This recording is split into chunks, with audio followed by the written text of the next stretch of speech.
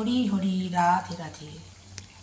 একটু চপের মতো করছি, দেখতেই পাচ্ছেন।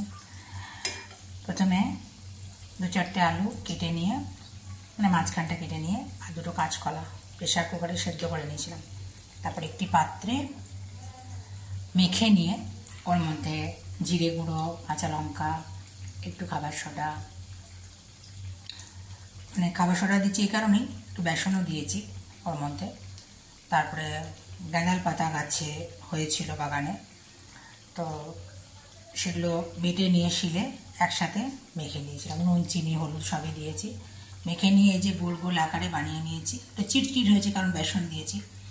তারপরে আরেকটি পাত্রে বেসন ফেটিয়ে নিয়ে ওর মধ্যে একটু নুন দিয়ে, সামান্য জল দিয়ে, হলুদ দিয়ে ফেটিয়ে নিয়ে ডুবিয়ে ডুবিয়ে এক একটি ডুবিয়ে ডুবিয়ে এর মধ্যে ছেড়েছি সাদা তেল।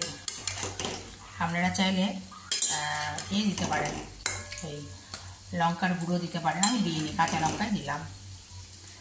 গোলমরিচ গুঁড়ো দিতে পারেন, আমি দিইনি অবশ্য আজকে।